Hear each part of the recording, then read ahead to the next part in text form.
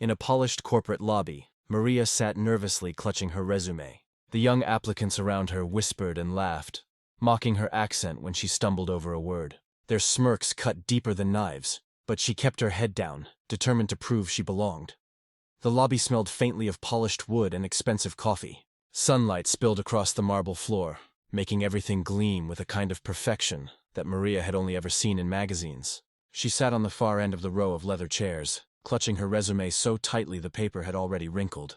Her hands trembled, not from lack of preparation, but from the weight of being here, in a world that so often reminded her she didn't belong. Across from her sat a group of younger applicants, sharply dressed, their laughter bouncing off the cold walls. They spoke quickly, easily, in English that flowed like water. Maria's English was careful, deliberate, each word pulled from memory like lifting a heavy stone. When she whispered her own name to the receptionist, Maria Alvarez, one of the applicants smirked. Another leaned close and mimicked her accent under his breath. Maria. A ripple of laughter spread between them. Maria lowered her gaze, her chest tight. She'd endured this before.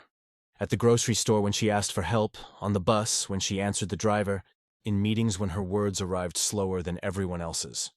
It wasn't the words that failed her. It was the patience of the people listening. Still, she sat straight, smoothing her skirt, whispering the answers she had practiced at night in front of her bathroom mirror. Questions about leadership, questions about teamwork.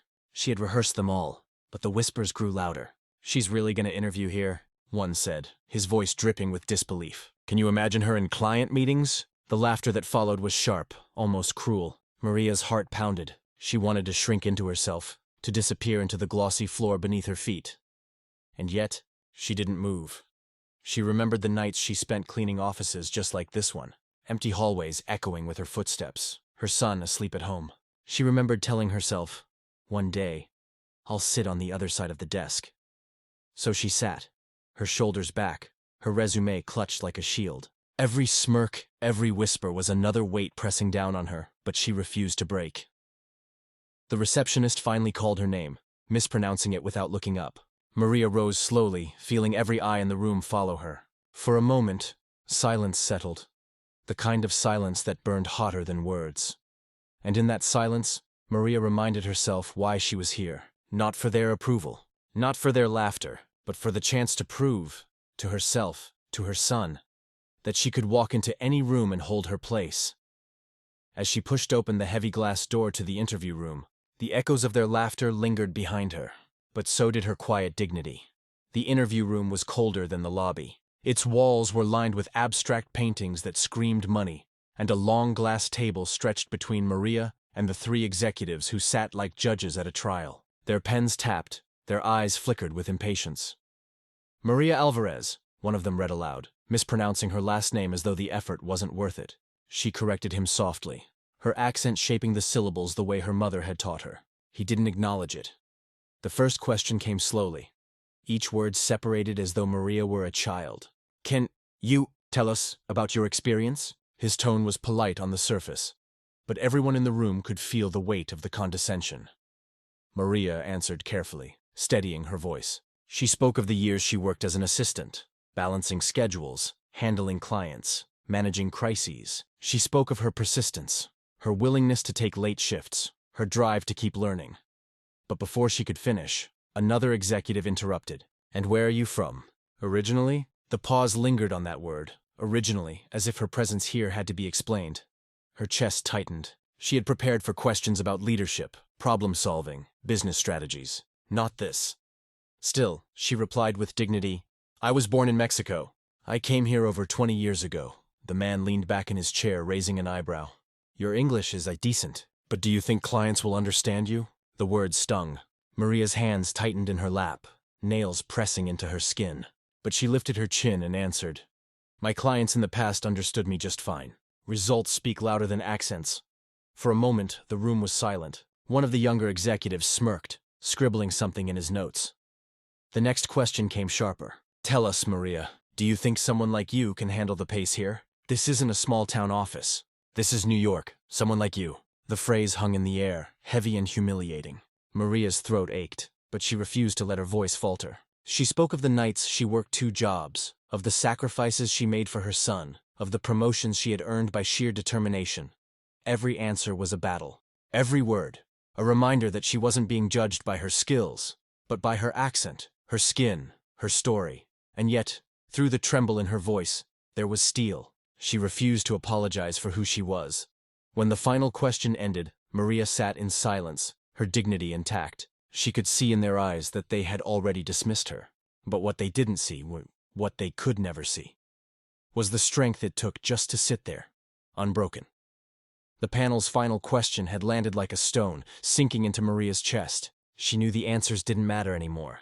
Their eyes had told her everything. Judgment already passed, rejection already written. She gathered her resume, preparing for the words she feared. "We'll be in touch." But before the chairman could speak, the door swung open. The sound of polished shoes against the tile filled the room, steady and confident. A man in his early 30s walked in, his tailored suit cut sharp, his presence commanding instant authority. The executives straightened in their seats, their tone shifting at once.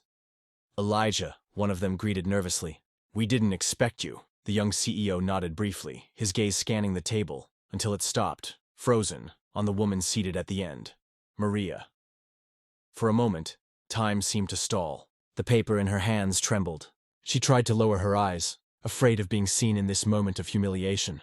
But Elijah's voice broke the silence. "Mom?" The word echoed in the room like a bell. The executives blinked, stunned. One dropped his pen. Another glanced at his colleague, unsure if he had heard correctly. Maria's lips parted, her breath catching. She whispered, barely audible, "Elijah." The young CEO crossed the room in quick strides, pulling out the chair beside her. The polished armor of his business demeanor cracked into something raw. The look of a son staring at the woman who had sacrificed everything for him. "This is my mother," Elijah said firmly, his voice ringing with authority. "The woman you're interviewing," silence, the kind of silence that cut deeper than laughter, heavier than mockery. The executives shifted uncomfortably in their seats. Their earlier words replayed in the air. Questions about her accent, doubts about her worth, insults wrapped as concerns. Now, under Elijah's gaze, those same words hung like chains around their necks. Maria's eyes shimmered, but she kept her composure. She wasn't here to cry. She wasn't here to plead. She had endured worse silences than this. Elijah continued, his tone sharpened. "I grew up watching my mother clean offices at night. She worked 2 jobs so I could sit in classrooms, study, and dream of something more. That accent you mocked?" He looked each of them in the eye. "That's the voice that raised me." The room bowed in silence once more, the weight of shame pressing down on the table. Maria sat still, her dignity burning brighter than ever. The rejection she had braced for had been shattered, replaced by a truth no one in that room could escape. The weight of Elijah's words lingered in the room, pressing down on every polished surface, every flickering light above the glass table. The executives, men who only minutes ago carried themselves with arrogance, now shifted uncomfortably, their faces pale with realization. Elijah's gaze never wavered. He stood tall beside his mother, his voice steady, cutting through the silence. "You sit here and measure people by how they speak," he said, his tone sharp but controlled. "But the truth is, I wouldn't be sitting in this chair. I wouldn't be standing here at all, if it weren't for her." Maria's eyes glistened, but she kept her composure, her hands folded neatly in her lap. She didn't need to add a single word. Her son was speaking about what she had lived through. Elijah continued, his voice carrying both pride and pain. "When I was a boy, she worked nights cleaning offices like this. She scrubbed floors and emptied trash bins while I studied at the corner desk. I would fall asleep to the sound of her vacuum in the hallways, and when I woke, she was already gone to her second job." The panel couldn't meet his eyes. One fiddled with his pen. Another stared at the table, shame written across his face. Elijah's voice grew softer but sharper in its weight. "You mocked her accent, but do you know what that accent means to me? It means resilience. It means sacrifice.